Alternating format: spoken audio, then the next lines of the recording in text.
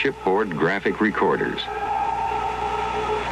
3 times, in 1969, 70, and 72, research teams acoustically exploring the depths of Loch Ness have had contact with large moving objects. Objects which some claim are the Loch Ness Monster.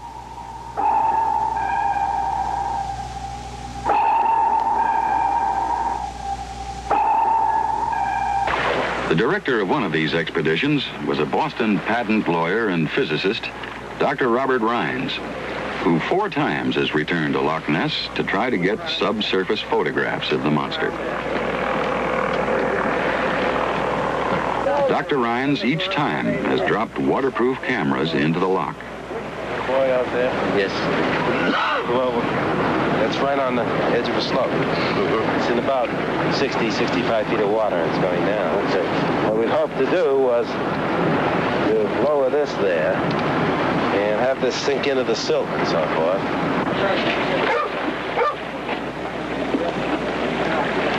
The cameras have been developed by Dr. Harold Edgerton of MIT, who also developed Jacques Cousteau's underwater equipment. The cameras are connected to powerful strobe lights and sonar recorders, all operated by computers. On at least 2 occasions, objects larger than 30 feet, like the Loch Ness Monster, have passed through the sonar beam. The computers then activated the strobe light and cameras, taking pictures every 10 seconds. In this way, the Rines team has collected the best evidence to prove the Loch Ness Monster's existence.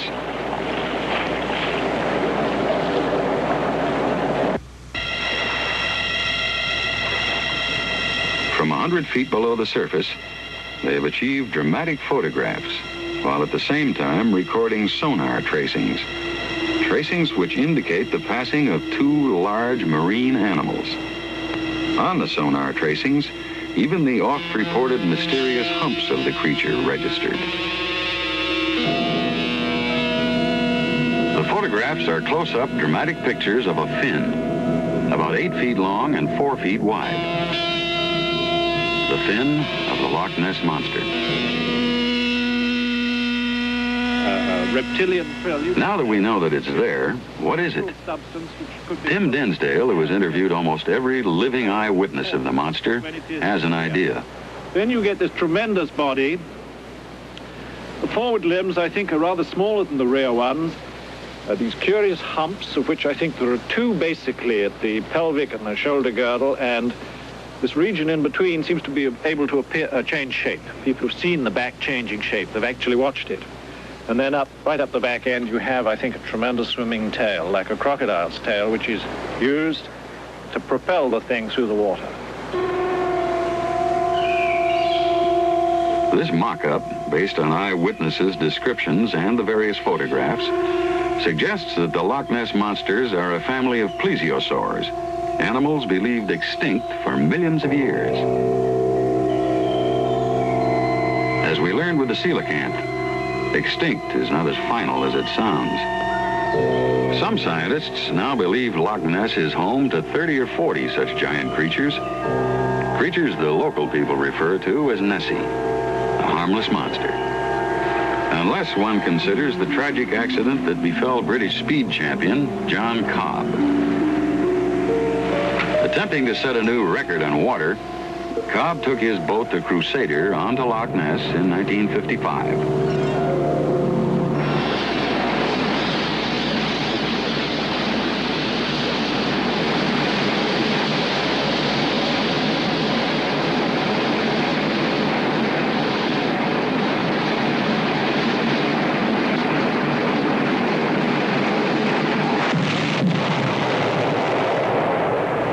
Was killed, his boat striking a mysterious turbulence. Indications are that this was caused by the wake of one of the loch's monsters, which was trying to avoid Cobb's thundering speedboat.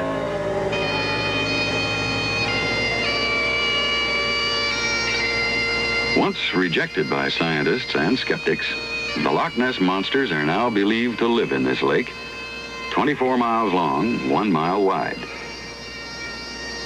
But still rejected by scientists and skeptics are the giant monsters that dwell in the forests of North America.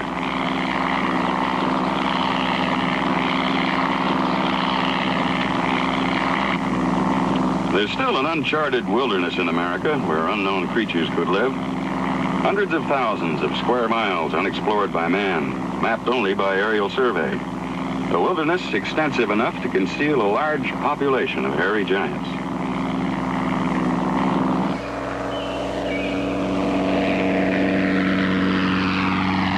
This wilderness is shrinking. Civilization is narrowing its boundaries. And as it does, our contact with the Bigfoot creatures becomes more frequent. Each year, there are more footprints discovered, more sightings reported. On the edge of the Oregon wilderness, in the Dalles, Bigfoot investigators have now opened an information center, not unlike what was done at Loch Ness, to keep abreast of the increasing reports of such sightings. What happened? Did you think you actually saw something or heard something? Okay, did it look like a man? Was it walking upright? Okay, how big do you think it was? Bigfoot, like the Loch Ness monster before it, is a creature that most people reject until they see it themselves. One skeptic was Mrs. Mary Jefferson, a widow living alone in a small town in northern Washington. In late August 1973, she was distracted by the incessant barking of her dog.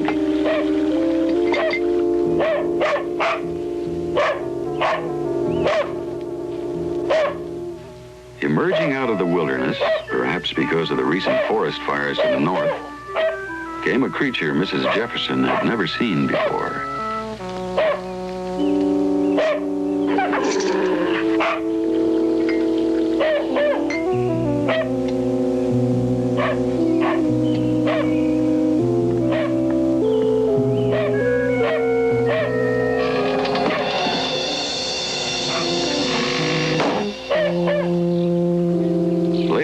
Investigation team discovered giant footprints where Mrs. Jefferson said she saw the monster, providing supporting evidence to her testimony that Bigfoot had walked in her backyard.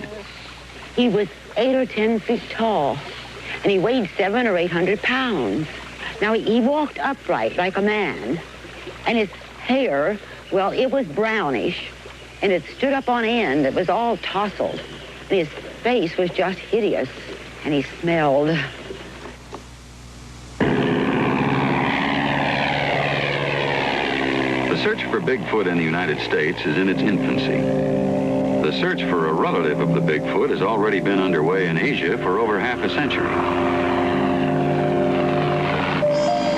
In the Caucasus and Pamir mountain ranges of Russia, scientists have found proof of a Bigfoot creature, which they call the Almista. In the nearby Himalayas, the highest mountains in the world, Western explorers and investigators have pursued the riddle of another elusive man-ape, the hairy giant known as the abominable snowman, or the Yeti. Part of the mountain people's lives for centuries, the snowman only became known to the West in the late 19th century, when British mountaineers began to attempt to conquer Mount Everest.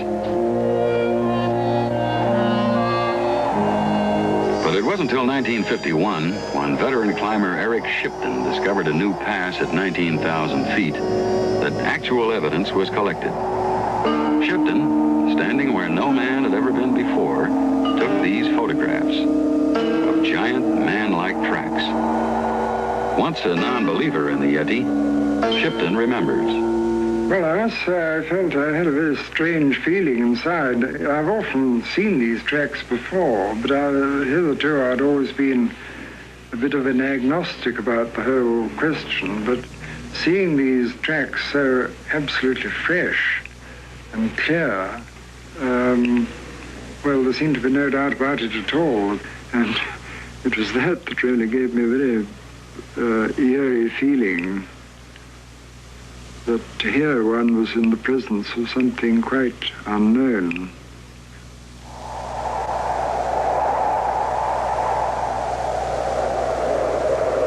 Although these strange footprints puzzled the scientific community, they reinforced the startling story told by a veteran explorer. Nicholas Tombazi of Athens, Greece, a photographer and a trained observer, had claimed he saw the abominable snowman on an expedition to Everest in 1925.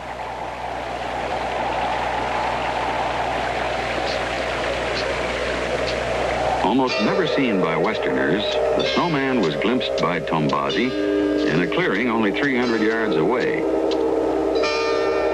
Tombazi described it as a dark and hairy, man-like creature that was grubbing for roots with a stick. Other evidence to prove the snowman's existence has been collected. In 1958, one expedition discovered this cave, thought to be the lair of the Yeti.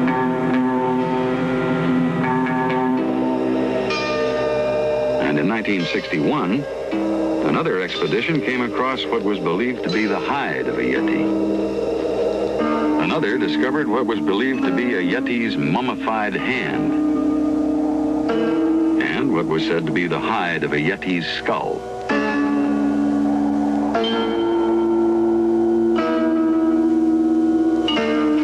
Some anthropologists believe that the abominable snowman is a very primitive species of man. Others think it's a giant anthropoid, an undiscovered ape that has evolved in a direction other than man.